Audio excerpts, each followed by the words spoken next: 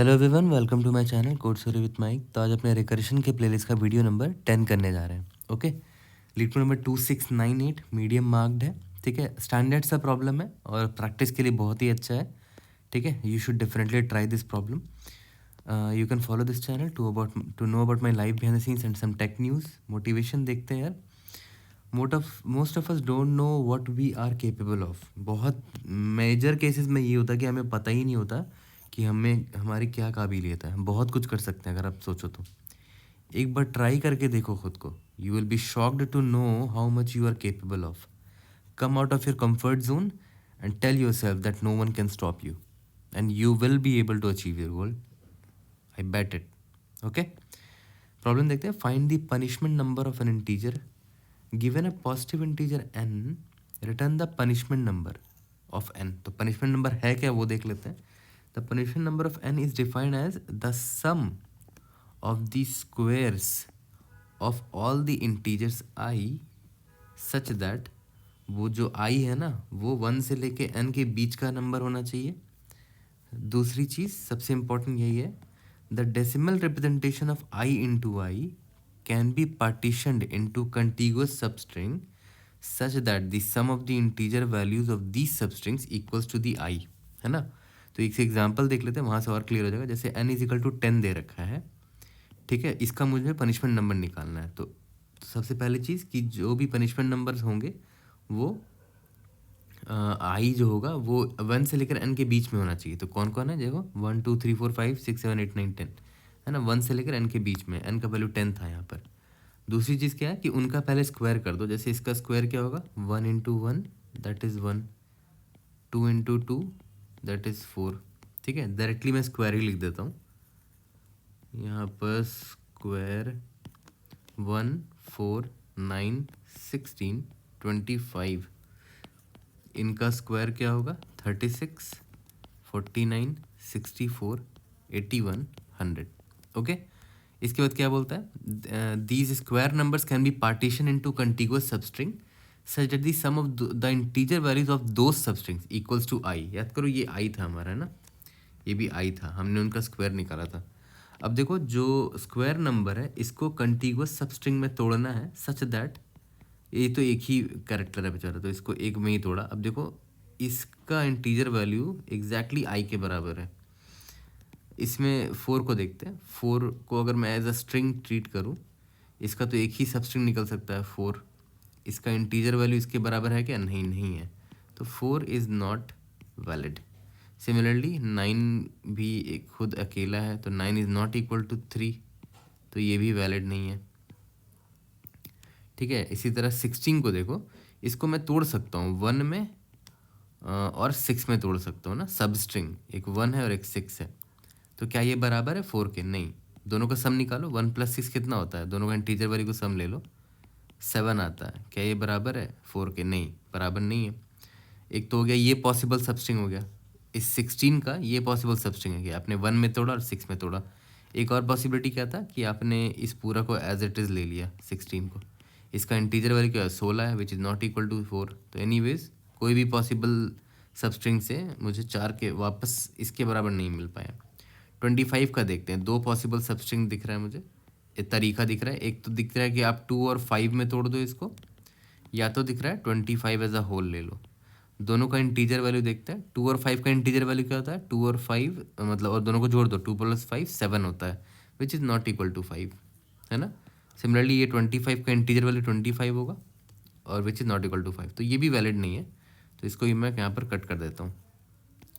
ठीक है, अभी तक मुझे बस एक 1 ही ये मिला है जो कि वैलिड है, तो इसका सम हमें लेना है। याद करो सम निकालना था हर किसी का, तो सम ले लिया मैंने। यहाँ पर 36 को देखते हैं। 36 को अगर मैं एज अ सबस्ट्रिंग ट्रीट करूँ तो 3 + 6 कितना हो जाएगा, 9 हो जाएगा, which is not equal to 6। 49 को अगर मैं देखूँ तो इसको तोड़ने का एक तरीका मुझे ये दिख रहा है, 4 + 9 that is 13, not equal to 7। ये दोनों भी सही नहीं है। 64 को देखते हैं, इसको मैं 6 और 4 में तोड़ सकता हूँ तो 10 मिलेगा, which is not equal to 8। 81 को देखो, ध्यान देना, इसमें 8 में और 1 सबस्ट्रिंग में इसको तोड़ सकते हो। दोनों का इंटीजर वैल्यू को ऐड करोगे तो 9 आएगा, विच इज़ इक्वल टू देखो आई है ना। यहाँ तक क्लियर है? तो यहाँ पर मैं इसका तो इसका मतलब ये वैलिड है ना? तो मुझे स्क्वायर नंबर को ऐड करना था, सम ऑफ दी स्क्वायर्स। हाँ, तो मैं एक्चुअली मैं इस 81 को ऐड करूँगा यहाँ पर, ठीक है, क्योंकि ये वैलिड था तो मैंने 81 को ऐड कर दिया। आई के स्क्वायर को ऐड करना था। यहाँ 100 को देखते हैं। 100 में अगर आप नोटिस करो, आप इसको ऐसे तोड़ सकते थे, 1 0 0। इसका सम निकालो, इंटीजर वाले को सम, 1 + 0 + 1 1 आया। क्या ये 10 के बराबर है? नहीं। तो एक और तरीका है इसको तोड़ने का, 1 0 + 0, दोनों का इंटीजर वाले को ऐड करो, क्या आएगा? 10 आएगा, विच इज़ इक्वल टू आई, है ना? तो ये वैलिड है। तो इस आई का स्क्वायर क्या होता है? 100 होता है, ठीक है। और 182 आ गया टोटल आंसर, यही मेरा आंसर था, ठीक है। यहाँ तक समझ में आ गया? तो चलो देखते हैं हमारा थॉट प्रोसेस क्या होगा, कैसे इस प्रॉब्लम को हम सॉल्व करेंगे। तो मैंने लीड कोड का सेकंड एग्जांपल लिया, n = 37, ठीक है। अब n = 37 मतलब समझ रहे हो, मतलब आपको 1 का भी ट्राई करना पड़ेगा। i = 1 से स्टार्ट करोगे, है ना, फिर उसका आप स्क्वायर लोगे, i × i, है ना। फिर आप चेक करोगे कि इस 1 को कितने पॉसिबल टाइप से सबस्ट्रिंग में तोड़ सकते हैं, और तोड़ने के बाद जब आप उसका सम निकाल रहे हो तो क्या है वो 1 के बराबर आ रहा है कि नहीं, है ना। सिमिलरली 2 के साथ भी वही करोगे, 2 × 2 दैट इज़ 4, है ना। 4 के साथ आप सेम चीज़ चेक करोगे।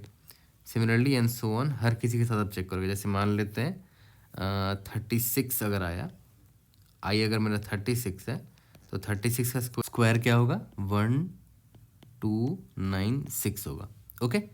तो फिर हम फिर से वही चेक करेंगे, 1296, इसके लिए भी वही चेक करेंगे कि क्या इस 1296 को मैं तोड़ सकता हूँ ऐसे सब स्ट्रिंग में। इसको एज अ स्ट्रिंग ट्रीट करो।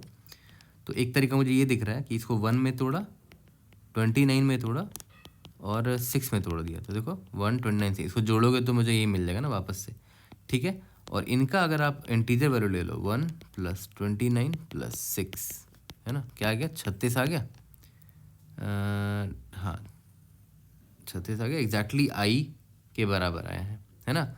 आई के बराबर आया तो हमें क्या करना है, ये मतलब ये वैलिड है। अगर वैलिड है तो इसका स्क्वायर जो है 1296 वो हमारे आंसर में ऐड हो जाएगा, ठीक है। तो देखा जाए तो हमारा ये जो अप्रोच है बड़ा स्ट्रेट फॉरवर्ड होने वाला है। मतलब मैंने क्या बोला, प्रॉब्लम में दे रखा है साफ साफ कि आई जो है 1 से लेकर i <= n तक आपको चेक करना है, i++ करना है, ठीक है। उसके बाद आपको सबसे पहले स्क्वायर नंबर निकालना है। स्क्वायर नंबर क्या हो जाएगा? i × i, आपने निकाल लिया, ओके। और इसके बाद i ना लेके यहाँ पर नम ले लेते हैं, नम नम नम, ठीक है। और यहाँ पर नम × नम ले लेते हैं, ठीक है। वेरिएबल नेम जितना अच्छा होगा उतनी क्लैरिटी आएगी। इसके बाद जो स्क्वायर नंबर आया है उस स्क्वायर नंबर के साथ आप ये सब कांड करके चेक करोगे कि भाई आया। या तो आप ये भी कर सकते थे कि इसको आप ऐसे तोड़ते, 1 2 9 6, फिर आप इनको जोड़ते हैं, 12 + 9 + 6, 12 9 21, है ना, 21 और 6 27 आता, which is not equal to 36, है ना। तो अलग अलग पॉसिबल वे में आपको पार्टीशन करके देखना पड़ेगा कि कब ये एग्जैक्टली हमारे एग्जैक्टली इस नम के बराबर आ गया, है ना। तो जो स्क्वायर नंबर है, मैं क्या करूँगा, एक फंक्शन लिखूँगा कि चेक करके, फंक्शन लिखूँगा कि चेक करके दिखाओ कि क्या इस स्क्वायर नंबर को मैं अलग अलग पॉसिबल वे में तोड़ूं और उसका सम निकालूं, क्या वो इस नंबर के बराबर आ रहा है। अगर आ रहा है तो बहुत अच्छी बात है ना। तो हम अपने रिज़ल्ट में, पनिशमेंट नंबर में, इस रिज़ल्ट के स्क्वायर को ऐड करते चले जाएंगे और लास्ट में रिटर्न कर देंगे, ठीक है। रिटर्न रिज़ल्ट, यहाँ तक क्लियर है। तो अल्टीमेटली ये प्रॉब्लम है कि ये चेक फंक्शन हम कैसे लिखते हैं, है ना। तो कोई एग्जांपल ले लेते हैं कि मान लेते हैं चेक फंक्शन में मैंने ये 1296 पास कर दिया जो कि 36 का स्क्वायर है ना। तो मैं यहाँ लिख देता हूँ कि मेरा नंबर 36 था, इसको मैं चेक कर रहा था, जिसका स्क्वायर कितना था? 1296। तो याद करो, जो स्क्वायर नंबर है उसको स्ट्रिंग में कन्वर्ट करके भेज देते हैं, है ना, ठीक है। तो यहाँ पर मैंने 1 2 ऐसे लिख देता हूँ, बड़ा बड़ा 1296 को पास किया है। और मुझे चेक करना है कि इसको अलग अलग तरीके से सब स्ट्रिंग निकालेंगे, ठीक है, अलग अलग तरीके से सब स्ट्रिंग निकालेंगे और देखेंगे लास्ट में if you are able to reach num = 36, okay. तो देखो ये तो हमें समझ में आ चुका था कि हमें पार्टीशन तो करना है अलग अलग पॉसिबिलिटी से। जैसे मान लेते हैं अगर आप इंडेक्स i यहाँ पर आपने रखा है, तो आपके मन में ये आ सकता है कि आप पार्टीशन इतना का करो, ठीक है। अगर आपने पार्टीशन इतना का करा इंडेक्स आई पर, तो आपको 1 यहाँ अलग मिल जाएगा, ठीक है, और बच जाएगा क्या, 296 बच जाएगा। फिर आप 296 पे अलग अलग तरीके से पार्टीशन करोगे, 2 या फिर 29 या फिर 296 एंड सो ऑन। सिमिलरली या तो आपका मन ये कर सकता था कि आप सिर्फ आई इसको पार्टीशन ना करके इतने को पार्टीशन करो, 1 2 को, तो यहाँ पर 1 2 आ जाता और यहाँ पर 96 बच जाता, है ना, ठीक है। और फिर या तो फिर आपका मन करता कि 1 2 9 को ऐसे कर लेते, 1 2 9 और यहाँ पर 6 है, या फिर आप ऐसे कर सकते थे कि 1 2 9 6 और यहाँ पर एम्प्टी स्ट्रिंग हो गया। ओके, तो देखो तो ये आप कैसे सिम्युलेट कर सकते हो। अब वैसे आपको एक फॉर लूप यहाँ लिखना पड़ेगा कि आई इज इक्वल टू, यहाँ मान लेते हैं आपने इंडेक्स 0 से स्टार्ट किया है और जे पॉइंटर आपने एक लिया, ठीक है, जे को आपने आई से स्टार्ट किया, तो पहली बार आपने क्या किया, आई से जे तक का सब स्ट्रिंग ले लिया, तो ये 1 मिल गया आपको, ठीक है, और ये 296 हो गया।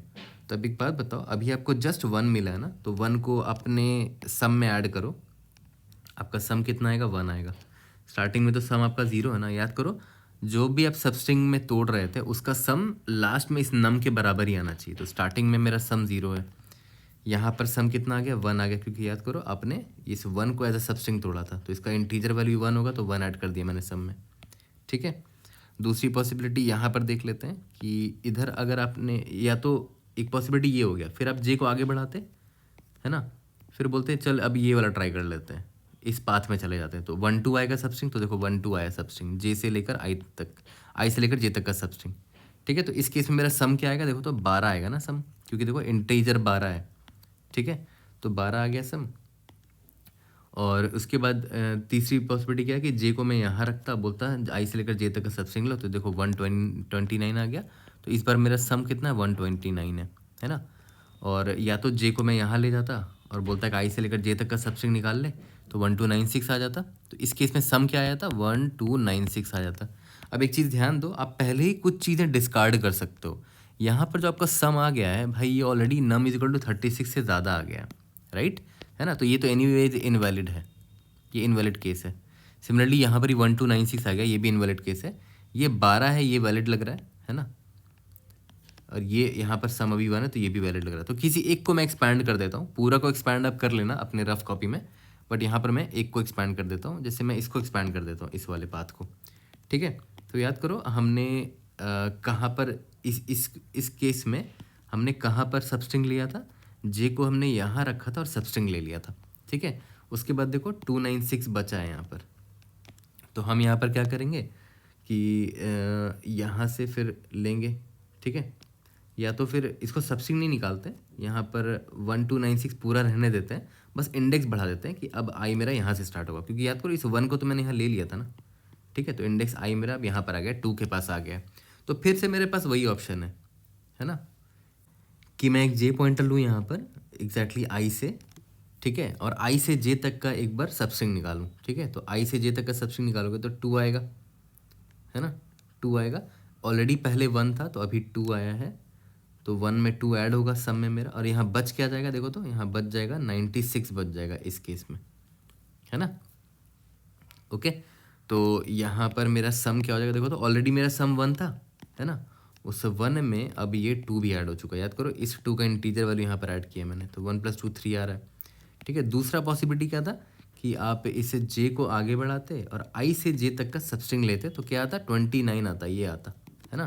तो यहाँ पर 29 आ गया, और बच क्या आ गया आपका, बच गया 6, है ना, ठीक है। तो एक्चुअली में पूरा आप स्ट्रिंग यहाँ लिख सकते हो, बस आप पॉइंटर को मूव कर देना, 1296 है, अब आपका आई किधर आ जाएगा, आपने 29 तक का सबस्ट्रिंग ले लिया था ना, तो आई आपका यहाँ पर आ जाएगा इस केस में, कि आपको यहाँ से स्टार्ट करना है। और इस केस में आपके सम में क्या ऐड होगा, याद करो यहाँ तक का सम 1 था, उसमें अभी आपने सबस्ट्रिंग 29 को लिया है, तो यहाँ पर 29 ऐड हो गया, ठीक है। ओके, तीसरा पॉसिबिलिटी क्या था कि जे को अभी यहाँ तक बढ़ा देते और आई से लेकर जे तक का सबस्ट्रिंग क्या आता है, इस बार 296 आता, है ना, और 1296 में आई अब आउट ऑफ बाउंड हो जाता, है ना, क्योंकि देखो सॉरी क्योंकि जे के बाद अब हम देखेंगे तो वो तो आउट ऑफ बाउंड हो गया है ना। और इस केस में हमारा सम क्या हो जाता, 1 ऑलरेडी था प्लस इस 296 का इंटीजर 296, वो 297 हो गया, ये ऑलरेडी ग्रेटर देन मेरा नम है, मेरा नम तो 36 आना था, ठीक है। तो एनीवेज ये इनवैलिड हो गया मेरा, है ना। अब इसमें से ये पाथ है और ये पाथ है, तो मैं इस पाथ को एक्सपैंड कर लेता हूँ, किसी एक पाथ को एक्सपैंड करता हूँ, वरना ट्री बहुत बड़ा बन जाएगा। इसमें देखो आई मेरा यहाँ पर है ना, ठीक है। तो फिर से मैं वही करूँगा, जे पॉइंटर एग्जैक्टली आई से स्टार्ट करूँगा और पहले बोलूँगा कि जे आई से लेकर जे तक का सबस्ट्रिंग निकालो, ठीक है। तो 6 मिलेगा मुझे, है ना, आई से लेकर जे तक का सबस्ट्रिंग 1296 था, और आई अब आउट ऑफ बाउंड हो गया क्योंकि 6 के बाद कुछ है ही नहीं। तो इस केस में मेरा सम क्या आ जाएगा, याद करो, ऑलरेडी मेरा सम था 1 + 29, और अभी देखो मुझे 6 मैंने सबस्ट्रिंग में निकाला, इसको इंटीजर में कन्वर्ट करो, +6 कितना आ गया, 36 आ गया। अभी आउट ऑफ बाउंड भी हो चुका है ना मेरा इंडेक्स, तो यहाँ चेक कर लूँगा कि ये जो 36 है क्या ये एग्जैक्टली मेरे नम के बराबर है। यस, अगर नम के बराबर है तो आंसर मेरा ट्रू होगा, है ना। ये देखो आंसर मेरा ये नम के बराबर हो गया ना, तो आंसर मेरा ट्रू हो गया। और हमने कैसे कैसे तोड़ा था याद करो, इस पाथ को अगर आप ध्यान से देखोगे तो सबसे पहले हमने 1 को तोड़ा इस पाथ में, इस पेन से दिखा देता हूँ, वाइट पेन से देखो, 1 में तोड़ा, उसके बाद 1 के बाद 29 तोड़ा, उसके बाद 29 के बाद देखो 6 तोड़ा, है ना। तो ये मिल गया हमें सम ओवरऑल। तो देखा है तो नॉर्मल रिकर्शन ही था, है ना। तो इसका कोड करना ही बहुत आसान है। I would suggest and highly recommend कि आप वीडियो पॉज करके पहले खुद से कोड करो, क्योंकि कोड करना तो बहुत आसान है। आपने क्या क्या भेजा वो देखो, चेक में आप सबसे पहले तो आपने जो स्क्वायर नंबर है स्ट्रिंग के फॉर्मेट में आपने वो भेजा होगा, फिर जो एक्चुअल नंबर है नम जिसके बराबर आपको करना है, इस स्क्वायर नंबर का सबस्ट्रिंग में तोड़ तोड़ कर सम निकाल के इस नंबर के बराबर करना है, वो भी भेजोगे। फिर याद करो इस स्क्वायर नंबर पे जो स्ट्रिंग के फॉर्मेट में वो उसके लिए एक इंडेक्स आई मैंने रखा था ना, तो आई भेजूंगा जो कि इंडेक्स नंबर 0 से स्टार्ट हो रहा होगा, ठीक है। और एक सम था वैल्यू ना, करंट सम क्या है मेरा, करंट सम नाम का वेरिएबल भेज देंगे जो कि स्टार्टिंग में क्या है 0 है। तो ये आई हो गया, ये करंट सम हो गया। ओके, यहाँ तक क्लियर है, ठीक है। तो हम नॉर्मल सा रिकर्शन फंक्शन लिख देंगे, और रिकर्शन फंक्शन लिखना ही बहुत आसान है। मैंने आपको बताया था कि अंदर हम एक चीज़ क्या कर रहे हैं कि एक जे पॉइंटर ले रहे हैं, एग्जैक्टली आई से ही स्टार्ट कर रहे हैं, और जे लेस देन एन, जे प्लस प्लस हो रहा है। फिर हम क्या कर रहे हैं कि आई से लेकर जे तक का सब स्ट्रिंग निकाल रहे हैं, उसको इंटीजर में कन्वर्ट कर रहे हैं। तो उसके लिए s2i नाम का एक फंक्शन यूज़ कर लेंगे, है ना। इंटीजर में कन्वर्ट हो जाएगा, ओके। जैसे ही इंटीजर में कन्वर्ट हुआ, और फिर से मैं एक रिकर्शन फंक्शन कॉल कर दूंगा कि भाई चेक कर लो कि जो रिमेनिंग मेरा सब स्ट्रिंग है, सॉरी रिमेनिंग जो मेरा स्ट्रिंग है, अब जो भी रिमेनिंग है स्क्वायर भेज दिया, वो कहाँ से स्टार्ट होगा, j+1 से स्टार्ट होगा, है ना। यहाँ पर नम पास कर दिया। रिमेनिंग जो स्ट्रिंग मैं देखने वाला हूँ अब j+1 से देखने वाला हूँ, और मेरा करंट सम मैं भेज दूंगा कि मेरा करंट सम प्लस, याद करो s2i करके जो मैंने यहाँ पर नंबर निकाला था वो यहाँ पर ऐड कर दूंगा, ठीक है। अगर ट्रू आ गया तो रिटर्न ट्रू कर देंगे, ठीक है, या ये, और नहीं आता है तो लास्ट में रिटर्न फॉल्स कर देंगे, ठीक है। यहाँ तक क्लियर है। तो नॉर्मल सा रिकर्शन फंक्शन था, मतलब प्रॉब्लम बहुत टफ भी नहीं था, आपको नॉर्मल ये ट्री डायग्राम ही विजुअलाइज करना था। अब यहाँ पर मैं आपको एक चीज़ दिखा देता हूँ, अगर आप नोटिस करो इधर 129, मैं रिपीटिंग सब प्रॉब्लम दिखाने की कोशिश कर रहा हूँ। देखो नीचे फ्रेश डायग्राम ड्रॉ कर देता हूँ। जैसे मान लेते हैं इस केस में देखो अलग अलग तरीका था ये सबस्ट्रिंग निकालने का। इस बार आई यहाँ पर आ गया, इस बार आई यहाँ पर आ गया, इस बार आई यहाँ पर आ गया, इस बार देखो एम्प्टी हो गया स्ट्रिंग, है ना। तो देखो जब आपने 1 को सबस्ट्रिंग एज अ सबस्ट्रिंग यहाँ पर निकाला तो रिकर्शन आप इस पर कॉल कर रहे हो। यहाँ पर 1 2 को जब आपने सबस्ट्रिंग निकाला तो रिकर्शन इस पर कॉल कर दिया कि फर्दर इसका निकाल के ले आओ। इधर इसमें रिकर्शन इसमें कॉल कर दिया, इसमें रिकर्शन इसमें कॉल कर दिया, ठीक है। अब देखो ध्यान देना, मान के चलते हैं इस पे आपने रिकर्शन कॉल किया फर्दर, ठीक है। तो यहाँ पर मान लेते हैं जे पॉइंटर यहाँ से आपने स्टार्ट किया तो 2 को आपने अलग कर दिया, है ना। तो बच गया क्या, 96 बच गया, ठीक है। और यहाँ पर मेरा 1 था ऑलरेडी, उसके बाद 2 था ऑलरेडी, और ये 96 बच गया। अब आप फर्दर क्या करोगे, इस 96 पे दोबारा से रिकर्शन कॉल कर मारोगे, अलग अलग पॉसिबिलिटी निकालोगे। देखो तो ध्यान दो, तो एग्जैक्टली ये स्टेट यहाँ पर दिख रहा है आपको। मतलब मैं बस आपको ये बताना चाह रहा हूँ कि रिपीटिंग सब प्रॉब्लम्स हैं हमारे पास, ठीक है। अगर मैं इसका आंसर स्टोर कर लेता इधर ही तो मैं इसको रीयूज़ कर लूँगा यहाँ पर, मुझे बार बार कैलकुलेट करने की ज़रूरत नहीं पड़ेगी। तो मैं इसका मतलब क्या हुआ, मैं किधर हिंट कर रहा हूँ कि आपको मेमोराइज भी करना चाहिए आइडियली, ठीक है। तो अभी मैं रिकर्शन वाला जब कोड करूँगा तो पहले नॉर्मल रिकर्शन से सबमिट करूँगा, उसके बाद मेमोइज भी करके सबमिट करूँगा। ओके, उसके बाद फिर नेक्स्ट अप्रोच पर आते हैं। चलो जल्दी से इसका कोड करते हैं। सबसे पहले मैंने क्या बोला, एक रिजल्ट नाम का वेरिएबल ले लेते हैं, ठीक है, जिसका नाम पनिशमेंट ही रख देते हैं, क्योंकि पनिशमेंट नंबर निकालना है, तो पनिश रख देते हैं यहाँ पर। और for int num is equal to, याद करो 1 से लेकर num less than equal to n होना चाहिए, और नम प्लस प्लस, ठीक है। इंट स्क्वायर नंबर पहले निकाल लेते हैं।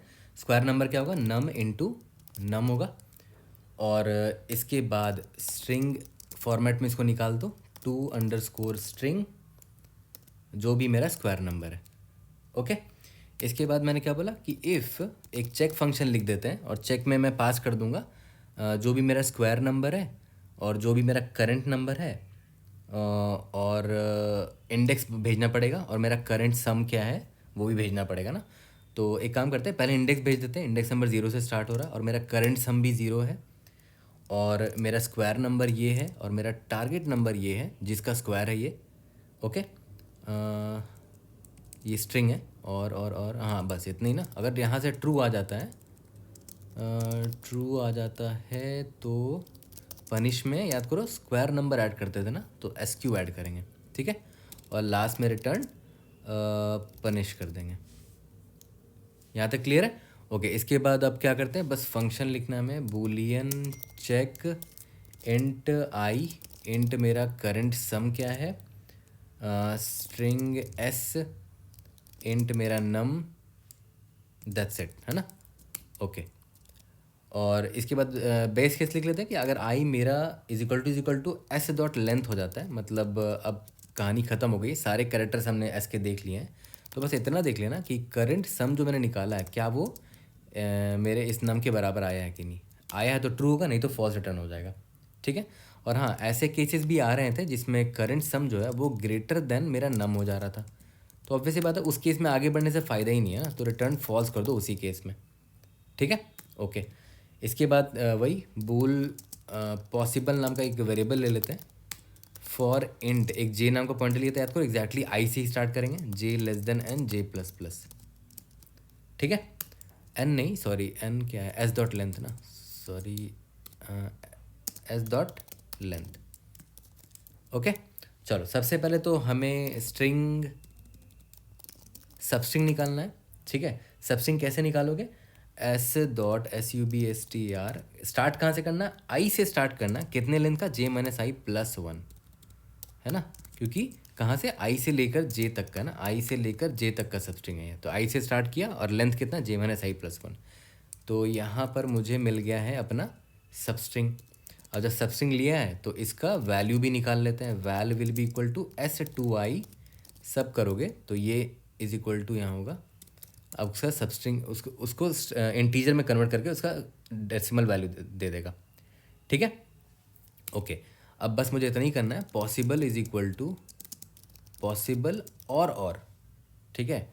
चेक फंक्शन फिर से कॉल कर देंगे कि ट्रू अगर आ गया किसी भी केस में, चेक कहाँ से कॉल होगा, j+1 से, क्योंकि आई से लेकर जे तक का तो कवर कर लिया ना हमने, अब j+1 से स्टार्ट होगा, ठीक है। और करंट सम मेरा अपडेट हो जाएगा, करंट सम प्लस ये वैल्यू जो है जो अभी मैंने निकाला, एस और क्या पास कर रहे थे, नम पास कर रहे थे, ठीक है। अगर किसी भी केस में if possible is equal to true आ जाता है तो रिटर्न ट्रू कर देना है, और अगर ऐसा नहीं होता है तो लास्ट में रिटर्न फॉल्स कर देना है ना। जो पॉसिबल का वेरिएबल है ये वाला, यही इसी को रिटर्न कर देंगे, ठीक है। ओके, रन करके देखते हैं, we should be able to pass all the test cases. फिर इसको मेमोइज भी कर लेंगे, जैसा कि मैंने आपको मेंशन किया था कि इसमें रिपीटिंग सब प्रॉब्लम्स भी हैं, है ना। तो क्या गड़बड़ है, इंट करंट सम, स्ट्रिंग का स्पेलिंग गलत है, लेट्स सी।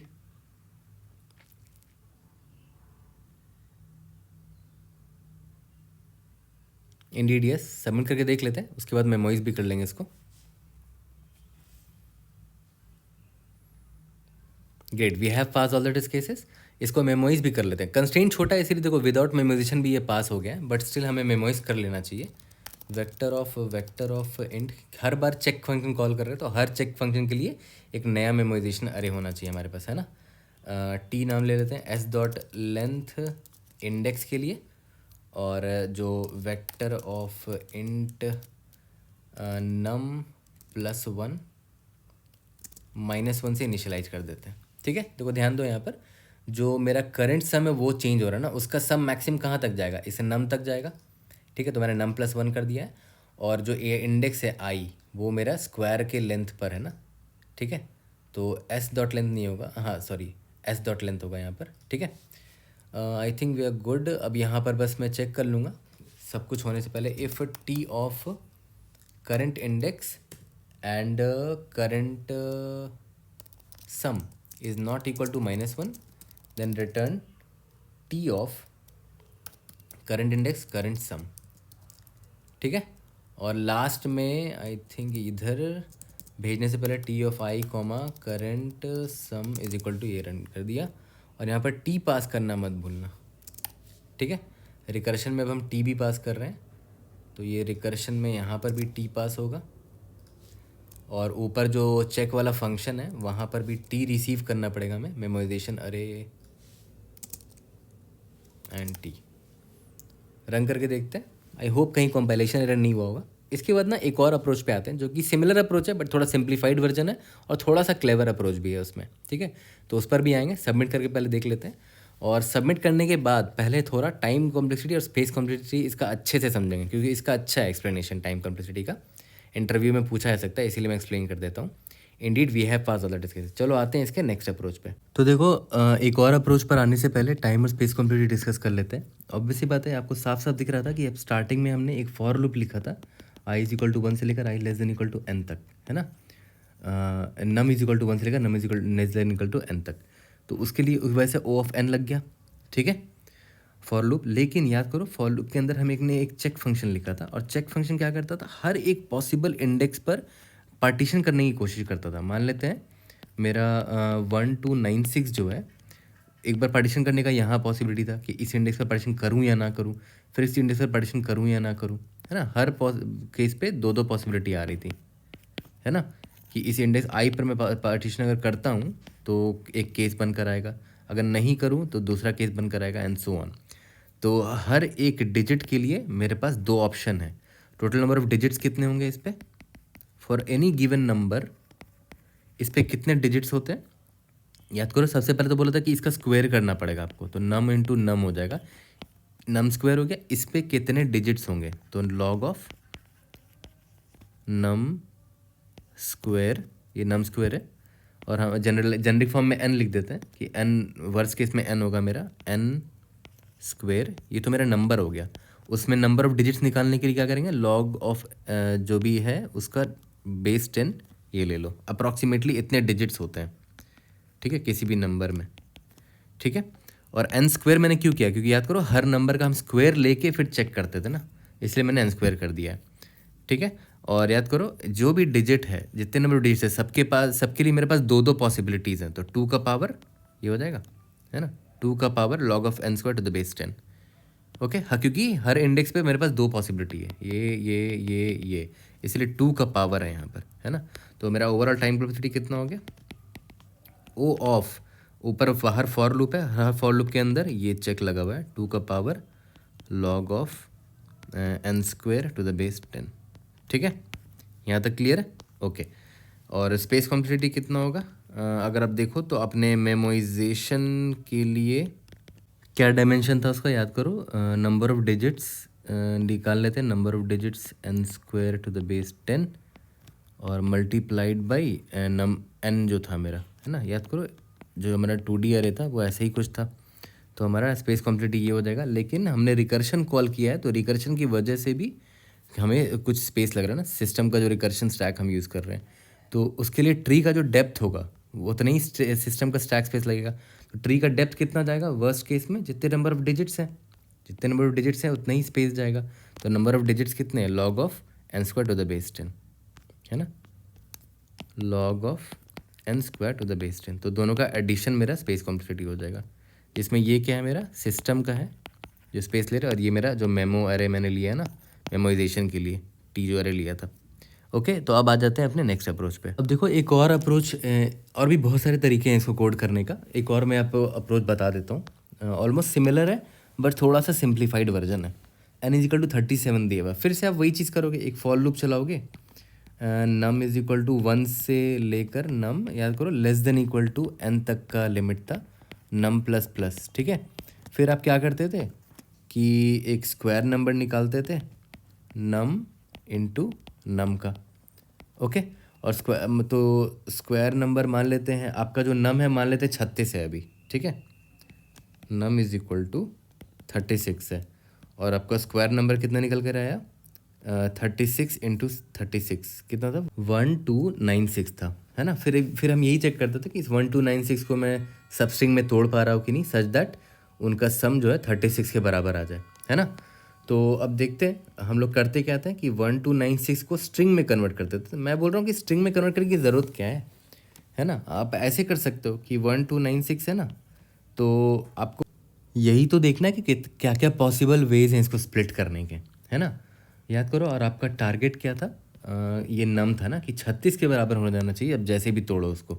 बट करंट आपका सम 0 है और आपको टारगेट 36 लाना है, ठीक है। तो हमें यही तो देखना कि इस 1296 को हम कैसे कैसे पॉसिबिलिटी से तोड़ सकते हैं। और मैं नहीं चाहता कि मैं फिर से इसको स्ट्रिंग में कन्वर्ट करूँ, फिर सब स्ट्रिंग निकालूँ ऐसे ऐसे करके, क्योंकि स्ट्रिंग में कन्वर्ट करना भी एक ओवरहेड है ना, वो भी तो एक सरदर्द है, उसमें भी टाइम कॉम्प्लेक्सिटी लगती है।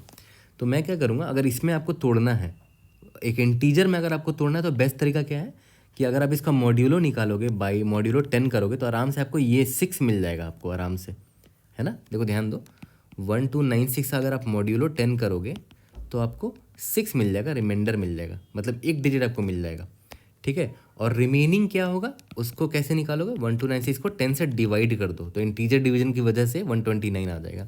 तो देखो आपको एक पॉसिबल स्प्लिट मिल गया, है ना। मान के चलते हैं आपने बाई 10 ना करके अगर आपने 100 किया होता तब क्या होता, देखो तो 1296 है, मॉड्यूलो अगर 100 करोगे तो कितना आएगा, 96 आ जाएगा।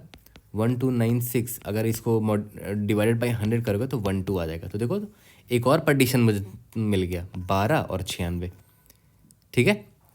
सिमिलरली अगर 1000 से करते तो 1296 मॉड्यूलो 1000, तो यहाँ पर 296 रिमाइंडर बचता, और 1296 डिवाइडेड बाई 1000 करते तो 1 मिल जाता। तो देखो एक और पॉसिबल पार्टीशन मिल गया, 1 296।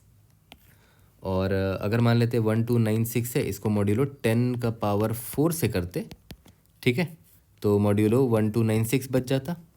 1296 डिवाइड बाई 10 का पावर 4 कर देते, तब मॉड्यूलो 0 बच जाता।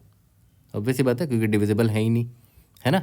ओके, तो अब देखो ध्यान दो यहाँ पर, तो अल्टीमेटली हमें देखना क्या है, ये देखो ध्यान देना यहाँ पर कि जो भी मैंने तोड़ा है, जिसमें भी मैंने तोड़ा, जैसे देखो यहाँ पर 129 और 6 में तोड़ा था, है ना, तो जिसमें भी मैंने तोड़ा उनका सम इस 36 के बराबर आना चाहिए था, ठीक है। सम जो है 36 के बराबर आना चाहिए था। यहाँ पर देखो 12 और 96 में तोड़ा, फिर फर्दर आप वही कर सकते हो कि इस 96 को भी आप फर्दर 96 मॉड्यूलो 10 करके तोड़ते, या फिर 96 मॉड्यूलो 100 करके तोड़ते, एंड सो ऑन, है ना। आप पर है, अलग अलग पॉसिबिलिटी से ये भी टूट सकता है, ये भी टूट सकता है, किसी भी पॉसिबिलिटी से हम सबका सम निकालते रहेंगे। और कोई भी ऐसा केस है जिसमें ये 36 के बराबर हो गया, ठीक है, ओवरऑल सम, तो हम क्या करेंगे, ट्रू रिटर्न कर देंगे कि पॉसिबल है। अब देखो एक ज़रूरी चीज़ मैं आपको बता देता हूँ, फिर और भी डिटेल में जाएंगे, टेंशन मत लो, और भी डिटेल में भी जाएंगे। बट इससे पहले मैं आपको एक चीज़ बताना चाहता हूँ कि अब ये तो 10 का पावर 4 तक मैंने डिवाइड मारा, 10 का पावर 5 तक 6 तक क्या सबसे डिवाइड करना है, नहीं। अगर आप नोटिस करो कि जो भी आप सम निकालोगे डिजिट्स का, जैसे ये देखो इनका सम निकाल लो, या फिर 96 का फर्दर सम निकाल लो, जो भी है, अल्टीमेटली सम किसके बराबर आना चाहिए, नम के बराबर आना चाहिए, है ना। और याद करो नम का लिमिट दे रखा है कि वो जो है ना 1 लेस देन इक्वल टू 1000 तक ही है, ठीक है, लेस देन इक्वल टू 1000 तक ही है। तो आप ना 10 का पावर 3 तक डिवाइड करने की आपको ज़रूरत ही नहीं है, आप 10 का पावर 4 तक भी डिवाइड करने की ज़रूरत नहीं है, आप 10 का पावर 3 तक भी डिवाइड करोगे तो चल जाएगा, है ना। क्योंकि देखो रीज़न बताता हूँ, मान के चलते हैं कि बहुत बड़ा नंबर है, 1 2 3 स्क्वायर करने पे बहुत बड़ा नंबर आ गया 4 5 6, ठीक है। और मान के चलते हैं ये किसी नंबर का स्क्वायर था, मान लेते हैं ये स्क्वायर नंबर है और किसी नंबर का ये स्क्वायर था। अब कोई भी रैंडम नंबर मैं ले लेता हूँ, मान लेते हैं 787 का स्क्वायर था। मैं बस एग्जाम्पल के तौर पे ले रहा हूँ, ये इसका स्क्वायर नहीं है, आई नो, बट एग्जाम्पल के लिए ले रहा हूँ कि नंबर, याद करो नंबर का लिमिट दे रखा कि 1 से 1000 के बीच का है, तो मैंने नंबर ले लिया 1 से 1000 के बीच का 787 और उसका स्क्वायर कर दिया मैंने, ठीक है। ओके, तो अब देखो स्क्वायर जब करूँगा तो अगर मैंने इसको 1000 से डिवाइड किया तो क्या होगा, देखो 1 2 3 4 5 6, इसको 1000 से पहले मॉड्यूलो करो तो देखो रिमाइंडर क्या आएगा, वो देखो 456 आएगा, लास्ट का 3 डिजिट। या फिर 1 2 3 4 5 6, इसको 10 से सॉरी 100 से 1000 से जब डिवाइड करोगे तो कितना आएगा, 1 2 3 आ जाएगा, है ना। तो देख रहे हो इन दोनों का सम लग तो रहा है कि आज आ सकता है इसके बराबर, बट अगर आप 10 का पावर 3 से ऊपर चले जाओ, 10 का पावर 4 पर चले जाओ तो देखते हैं क्या आता है, 3 4 5 6 आएगा रिमाइंडर, और यहाँ पर क्या आएगा, रिमाइंडर 3 4 5 6 है, और यहाँ पर आ जाएगा 1 2 आ जाएगा। देखो तो 3 4 5 6 भाई कभी ज़िंदगी में इसका सम इस नम के बराबर आएगा ही नहीं, क्योंकि ये रिमाइंडर ही जो है वो नम से बड़ा हो गया है ना। तो अल्टीमेटली आपने नोटिस किया कि जो हमारा नम जो है वो तो 1000 से ही लिमिटेड है, ठीक है। तो हमें 10 का पावर 4 तक जाने की ज़रूरत भी नहीं है, हम डिवाइड सिर्फ किससे ट्राई मारेंगे, एक बार 10 से डिवाइड करने की कोशिश करेंगे, फिर 100 से देखेंगे, फिर 1000 से देखेंगे, ठीक है। तो ये तो समझ में आ गया। अब डिवाइड करने से हमें फ़ायदा क्या हो रहा है वो अभी हम लोग ट्री डायग्राम में देख लेते हैं। मान लेते हैं हमारा एग्जाम्पल क्या था, 1296 था ना। देखो ध्यान देना, मेरा करंट सम अभी 0 है, और याद करो मेरा नंबर कितना था, 36 था, हमें 36 के बराबर लाना है ना। तो अब देखो ध्यान देना, पहले मैंने क्या बोला, पहले मैं ट्राई करूँगा रिकर्शन में, बोलूँगा कि भाई एक बार 10 से डिवाइड करके आगे देख लेना। तो अगर मैं 10 से डिवाइड करूँगा तो ये नंबर क्या हो जाएगा, 129 हो जाएगा।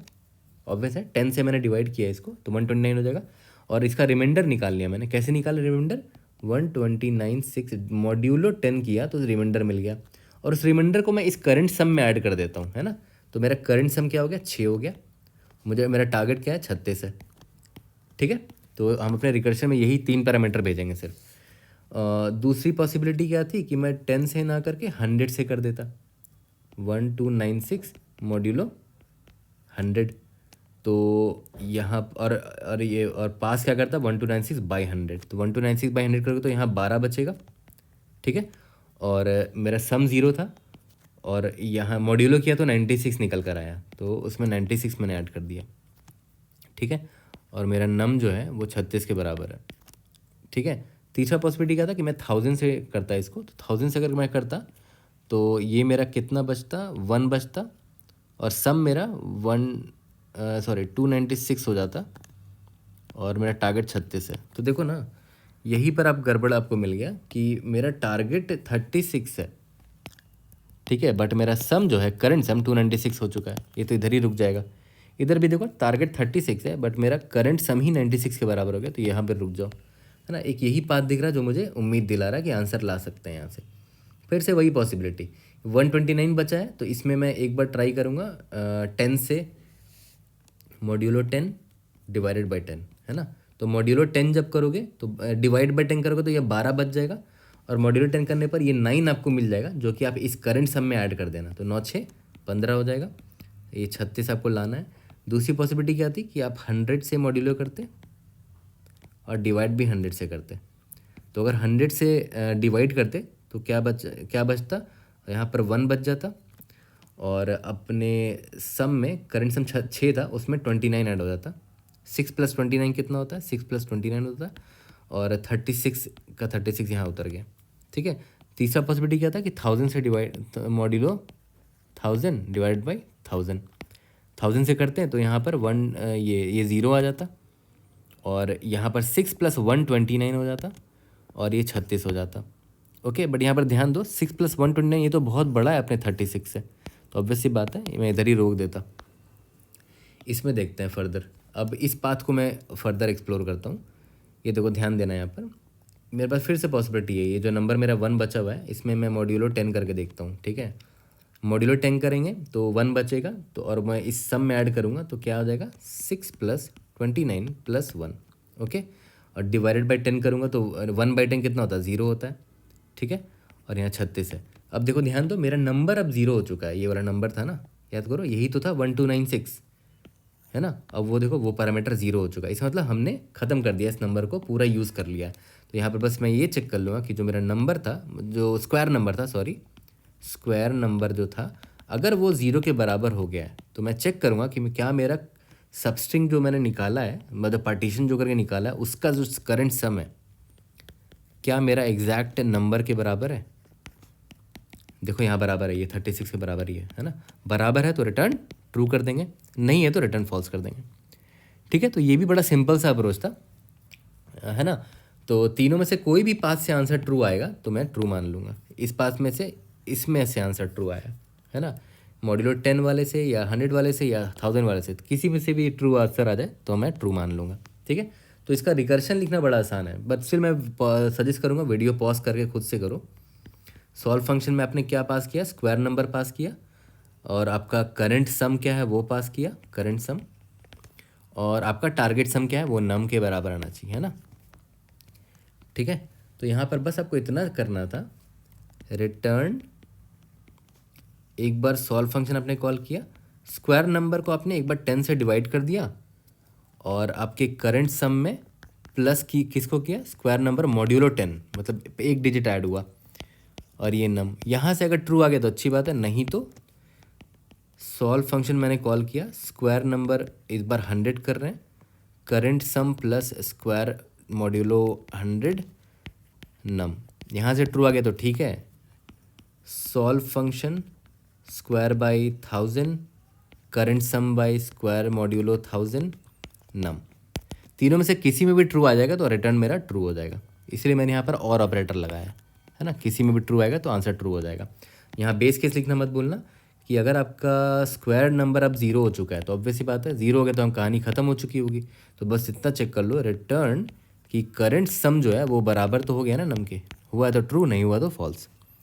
ठीक है, काफ़ी सिंपल था ये भी। जल्दी से कोड करते हैं इसका, और इसका टाइमर स्पेस कम्प्लीटली वहीं पर देख लेंगे। तो चलो ये वाला अप्रोच से भी कर लेते हैं, ये तो काफ़ी सिंपल अप्रोच था। देखो मैंने इसका ढांचा तैयार कर दिया है, ये वही चीज़ है, नंबर है उसका स्क्वायर निकाल दिया, चेक फंक्शन कॉल किया, चेक में 3 ही चीज़ पास कर रहे थे। अब स्क्वायर नंबर, करंट सम क्या है, और ये नंबर जिसके बराबर करना है मुझे। ठीक है, तो int square number, int current सम, इंट नंबर जिसके बराबर मुझे करना है। इफ़ अगर स्क्वायर नंबर मेरा 0 के बराबर हो जाता है तो रिटर्न करते वक्त ये चेक कर लो कि करंट सम क्या मेरा नम के बराबर आ गया। अगर आ गया तो आंसर ट्रू होगा, और ऐसा नहीं है तो रिटर्न चेक फंक्शन कॉल करूँगा, स्क्वायर बाई 10 और current sum plus square modulo 10, यहाँ पर नम किया। इससे अगर आ गया तो अच्छी बात है, नहीं तो check square by 100 current sum plus square modulo 100 comma num. इससे नहीं आया तो लास्ट ऑप्शन ये है, check square by 1000 current sum plus square modulo 1000 num. किसी भी एक से ट्रू आ गया तो आंसर हमारा ट्रू होगा। और let's see, we should be able to pass all the test cases indeed yes. अब इसका टाइम कम्प्लीट यहाँ पर देख लेते हैं। देखो यहाँ पर ओ ऑफ एन लग रहा है, और चेक फंक्शन एक्चुअली में क्या कर रहा है, देखो 3 पॉसिबिलिटी है हर बार के लिए, है ना। 3 पॉसिबिलिटी है, एक बार बाई 10 कर रहे हैं, बाई 100 कर रहे हैं, बाई 1000 कर रहे हैं। देखो इसका टाइम और स्पेस कम्प्लीट देख लेते हैं। यहाँ पर ओ ऑफ एन लग रहा है, और देखो यहाँ पर भी अभी भी हम लोग वही कर रहे हैं कि हर डिजिट पर हम लोग स्प्लिट करने की कोशिश कर रहे हैं। ठीक है, तो यहाँ पर ओवरऑल टाइम कम्प्लीटिटी बिल्कुल वही हो जाएगा। Time complexity will be equal to O of n into, याद करो हर डिजिट पे 2 पॉसिबिलिटी, या तो आप उस पर स्प्लिट कर रहे हो या तो नहीं कर रहे हो, तो 2 का पावर हो जाएगा। टोटल नंबर ऑफ डिजिट्स कितने होते हैं, लॉग ऑफ एन स्क्वायर कर रहे थे, बेस 10 करने पे नंबर ऑफ डिजिट्स मिल जाएगा। ठीक है, तो टाइम कम्प्लीटिटी अभी भी वही है। और स्पेस कम्प्लीटिटी अगर आप ध्यान दो, टोटल नंबर, रिकर्शन का स्टैक देख लो ना, मेमोराइजेशन तो यूज़ नहीं कर रहे हैं, तो रिकर्शन का बस स्टैक यूज़ हो रहा है, जिसमें कितना डेप्थ होगा ट्री का, जितने नंबर ऑफ डिजिट्स हैं। तो नंबर ऑफ डिजिट्स कैसे निकाल रहे थे, लॉग ऑफ जो भी नंबर है मेरा टू द बेस 10, है ना, अप्रॉक्सीमेटली। तो नंबर मेरा क्या था, याद करो, नम का स्क्वायर निकाल के हम लोग कर रहे थे। ठीक है, तो सबमिट करके देखते हैं। We should be able to pass all the test cases. कोई भी डाउट होता है read in the comment section, I will try to help you out. Let's see, pass हो जाना चाहिए। अब देखो एक लास्ट टेस्ट केस फेल हो गया हमारा। देखो ये क्यों फेल हुआ वो समझो। n इज इक्वल टू 1000 वाला केस मेरा फट गया है। n इज इक्वल टू 1000 क्यों फटा है? क्योंकि देखो इसका स्क्वायर मान लेते हैं, नंबर आप 1 से लेकर n तक चेक करते हो ना, तो लास्ट नंबर का स्क्वायर क्या होगा? 1000 का स्क्वायर कितना होता है? Square will be equal to 1 1 2 3 4 5 6। Total digits कितने हैं देखो तो इसमें digits is equal to 7 digits है टोटल। ये एकमात्र केस है जिसमें 7 डिजिट्स जा रहा है, वरना n इज इक्वल टू अगर इसके जस्ट पहले वाला नंबर भी लोगे ना 999, तो इसका स्क्वायर आता है 998001। अभी मैंने कैलकुलेट किया था इसीलिए मुझे याद है। इसमें डिजिट्स मेरा कितना होगा? 6 डिजिट्स है, ठीक है। तो 6 डिजिट वाले नंबर्स स्क्वायर बाई 10 से, स्क्वायर बाई 100 से और स्क्वायर बाई 1000 से इजीली कवर हो जाएंगे, बट ये 1000 ये जो 7 डिजिट वाला नंबर कवर नहीं हो पाएगा। देखो कुछ केसेस आपके मिस हो जाएंगे, इसीलिए देखो आपका आउटपुट देखो कम आएगा, है ना। आउटपुट कम है जबकि एक्सपेक्टेशन ज़्यादा थी, ठीक है। तो इसीलिए हमें क्या करना चाहिए, 7 डिजिट भी आ जाएगा ना, तो एक काम करते हैं 7 डिजिट को कवर करने के लिए 10 का पावर 3 से तो हमने ट्राई मार ही लिया था, 10 का पावर 4 यानी कि 10,000 से भी डिवाइड करके निकाल लेते हैं, ठीक है। 10 का पावर 4 से भी मॉड्यूलो करके, 10 का पावर 4 से भी डिवाइड करके, ठीक है। अब सबमिट करके देखते हैं। We should be able to pass all the test cases.